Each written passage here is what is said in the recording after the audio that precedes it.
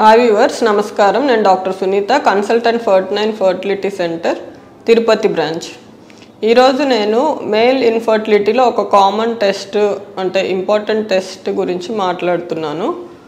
అదేంటంటే DNA fragmentation index అన్నమాట.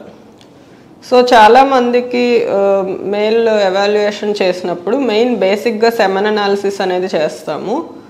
అయినా కూడా సెమెన్ అనాలిసిస్లో నార్మల్ ఉన్నా కానీ లేదు కొంచెం మైల్డ్ వేరియేషన్స్ ఉన్నా ఇంకా వేరే అదర్ ఫీమేల్ ఫ్యాక్టర్స్ లేకపోయినా కూడా కొంతమందిలో రికరెంట్ అబార్షన్స్, రికరెంట్ ప్రెగ్నెన్సీ రాకపోవడం ఇట్లాంటివి ఉంటాయి అన్నమాట. వాళ్ళలో మనకి కొంచెం హై రిస్క్ ఉన్న పేషెంట్స్లో ఈ డిఎఫ్ఐ అనేది చేస్తాము మేల్ ఫ్యాక్టర్స్లో.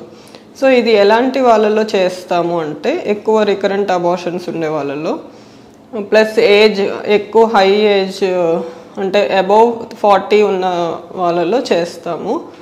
అండ్ ఎక్కువ ప్రొలాంగ్డ్ అబ్స్టినెన్స్ అంటే వైఫ్ హస్బెండ్ మరీ ఎక్కువ దూరంగా ఉండడం కానీ, లేదు అంటే ఎజాక్యులేటరీ ప్రాబ్లమ్స్ ఉన్న వాళ్ళలో కానీ, లేదంటే వాళ్ళు ఏదైనా కెమికల్ ఎక్స్పోజర్స్ అంటే కెమికల్ ఫ్యాక్టరీస్లో వర్క్ చేస్తున్న వాళ్ళు కానీ, స్మోకింగ్, ఆల్కహాల్ ఉన్న హ్యాబిట్స్ ఉన్న వాళ్ళలో కానీ డిఎఫ్ఐ అనే టెస్ట్ చేయడం వల్ల మనకి కొంత ఇన్ఫర్మేషన్ అనేది తెలుస్తుంది. సో డిఎఫ్ఐ అంటే ఏంటి అంటే డిఎన్ఏ ఫ్రాగ్మెంటేషన్ ఇండెక్స్ అంటాము. ఇది ఎలా చేస్తాము అనేది మీకు ఎక్స్ప్లెయిన్ చేస్తాను. డిఎన్ఏ ఫ్రాగ్మెంటేషన్ అంటే స్పర్మ్ హెడ్లో డిఎన్ఏ అనేది ఉంటుంది. దాంట్లో ఏంటంటే కొన్ని ఆక్సిడెంట్స్ ఆక్సిడేటివ్ స్ట్రెస్ వల్ల కొంచెం డ్యామేజెస్ అనేటివి జరుగుతాయి అన్నమాట. నార్మల్ పీపుల్లో అయితే డిఎన్ఏ డ్యామేజెస్ అనేటివి యాంటీ ఆక్సిడెంట్స్ వల్ల అది ఆటో కరెక్షన్ అనేది జరుగుతుంది. సో అంటే మరీ ఎక్కువ డ్యామేజ్ ఉన్న స్పర్మ్స్ని అవి బాడీ అనేది తీసేస్తుంది. అలా కాకుండా ఈ రిస్క్ ఫ్యాక్టర్స్ అన్నీ ఉన్న వాళ్ళలో డిఎన్ఏ డ్యామేజ్ ఉన్న స్పర్మ్స్ అలానే ఉంటాయి. దీనివల్ల అది ప్రెగ్నెన్సీకి ప్లాన్ చేసే వాళ్ళలో ఎఫెక్ట్ అనేది కనిపిస్తుంది. ఏదైనా న్యాచురల్ ప్రెగ్నెన్సీలో కానీ, ఐవీఎఫ్లో కానీ రికరెంట్ అబార్షన్స్ అవ్వడము, లేదంటే ఇంప్లాంటేషన్ ఫెయిల్యూర్స్ అవ్వడము ఇలాంటివి చూస్తుంటాం అన్నమాట. సో ఇప్పుడు డిఎఫ్ఐ టెస్ట్ అనేది ఎలా చేస్తాము అంటే వేరియస్ కిట్స్ అనేటివి అవైలబుల్గా ఉంటాయి. ఒక్కొక్క కిట్కి ఒక్కొక్క కట్ ఆఫ్ వాల్యూ ఉంటుంది.